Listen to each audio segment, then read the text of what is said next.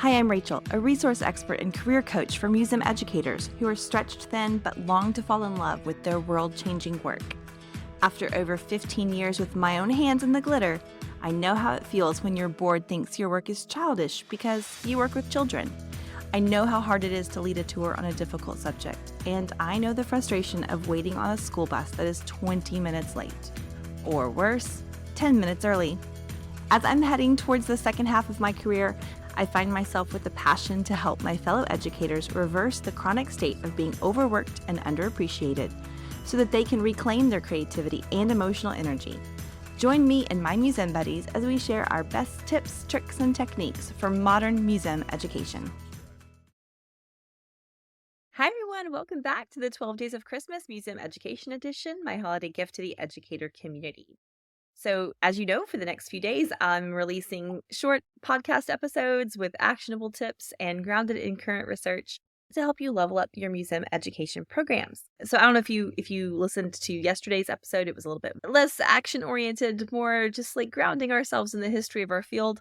Today is really action-oriented, maybe even a little less research-based. So this is a topic that I actually talk a lot about with museum educators, and I've done conference sessions and professional development trainings for educators on how to update and when to know it's time to update old programs. So I felt like this might be a good topic for this time of the year, how to know when it is time to give your program a little bit of a refresh.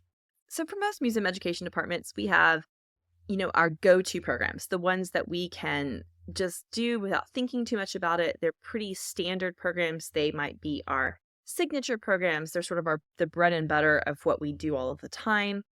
Those programs are great, and you should always have a go-to signature program that your museum education department, like teachers know you for this program, community members know you for this program. You need to have those kinds of programs, but those programs can't just sit on a shelf and just exist forever. Think about it like this, okay? So I've been putting up Christmas decorations recently, and when I do that, I always, take the opportunity to clean the house first as well.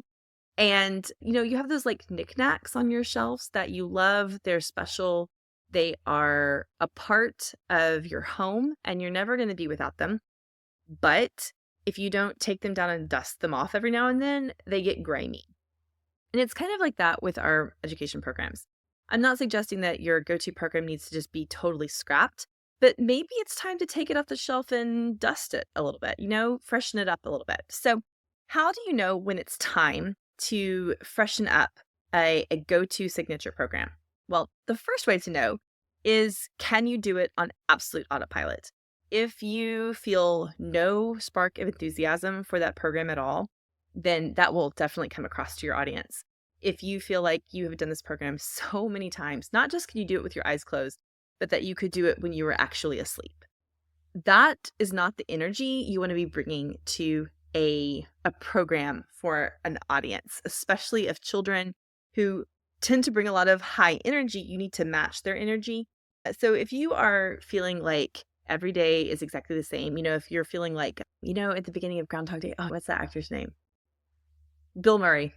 If you are feeling like Bill Murray's character at, the first half of Groundhog Day, where everything just feels like it is pointless, that's not the energy that you want. So if you're feeling that, that's a pretty good sign it is time to dust off your program.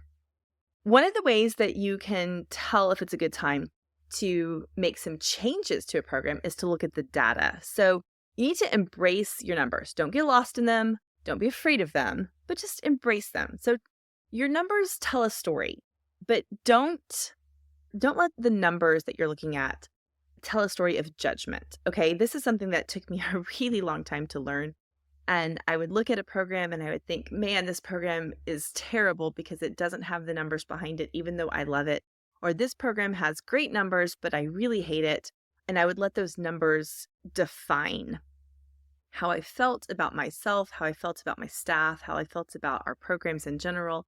So don't let your numbers define you, but don't run from them either. You need to know, how much money is a program costing you to produce? How much money is it bringing revenue? And if it's not a revenue producing program, that's fine. but it's still going to cost you some money. So you need to know, how much is it costing? You need to know how many people are coming. Are they repeat visitors? Like, you just need to know your numbers. So don't be afraid of your numbers. Embrace your data. Don't get lost in it. Then the next thing to consider when you are talking about dusting off of a program, or perhaps even maybe reimagining it some way, you need to balance tradition with innovation. So don't throw out everything that makes your signature program, right? Don't just scrap it entirely for the sake of producing a new program. Okay, take what's still good. Take the gold nuggets that are still there and then just shine those up. So maybe you want to look at incorporating a new technology, or maybe you want to tie this program to current events, or to maybe you want to look at some current research, what's working in terms of audience motivations or game theory, or all of these different kinds of things that we talk about all the time. What's not represented in your program, and how could you pull that in? But don't throw everything out just for the sake of refreshing a program. If you've got good solid parts of that program, don't get rid of them. Also, along the same lines, if something in this program is just really recognizable to repeat visitors, don't lose that. And let me give you an example.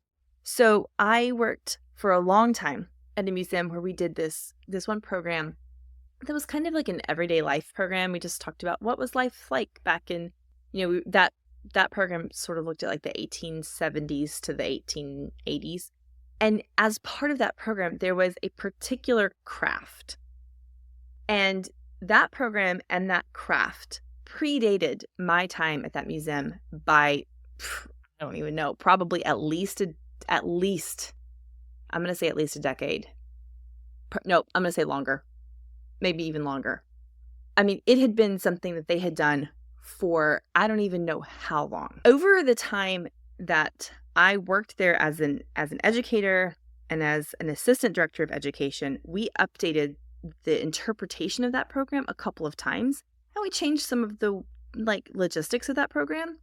And then after I became the director of education, I changed it again, actually a couple of different times. Added some new things to it, added some new elements, added some new interpretive techniques. We changed the logistics on it.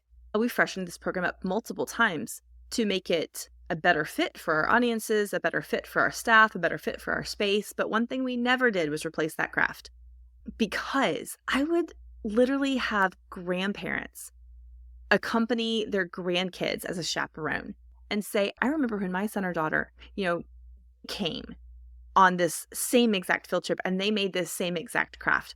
And I would have teachers who would bring their students on this field trip, and they'd say, I've been bringing my students on this field trip for 20 years and we've made this craft every year. And there was something special about that even though technically the program connections to that craft were tenuous at best by the time we had sort of revised the interpretation of it multiple times. And I know, I said, I think day one of the 12 Days of Christmas, you should never craft for craft's sake. But if a craft or an activity is so deeply part of your audience's identification with that program, and if there's a meaning behind it, don't throw that out just because you're refreshing it. Can you figure out a better way to make it fit? Can you, adjust it some way?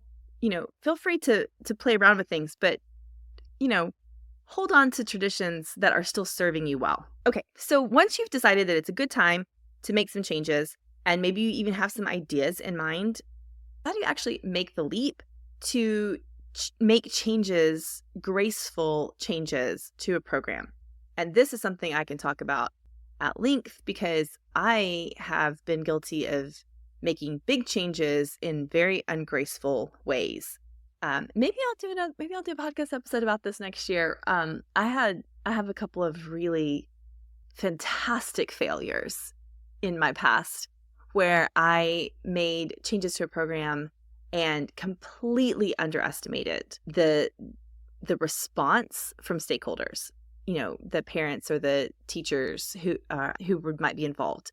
So it's a good idea to engage your community. Remember that your programs exist for audiences. So you need to be engaging your audiences. They need to feel like this program is for them, because it is.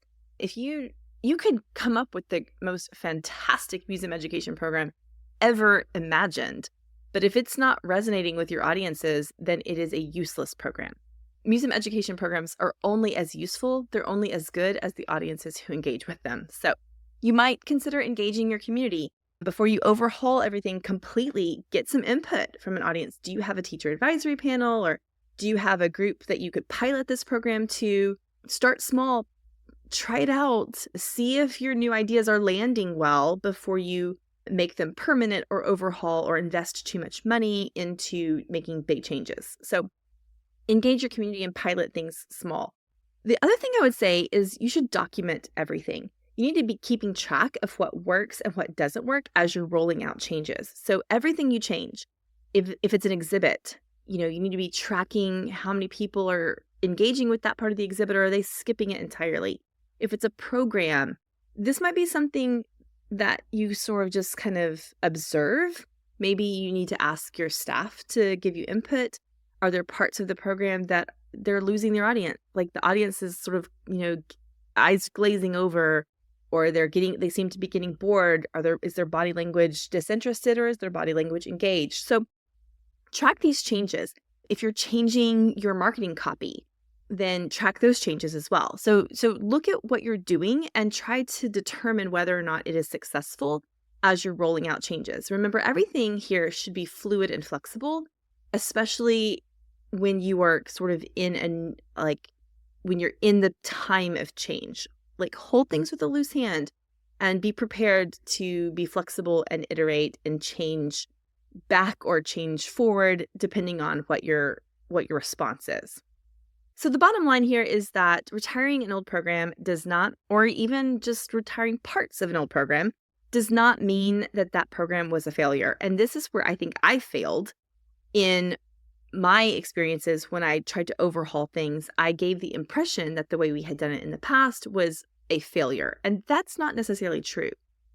It's just that if you continue to do something that's not working well, then it will become a failure. And you're trying to head off that failure. Does that make sense?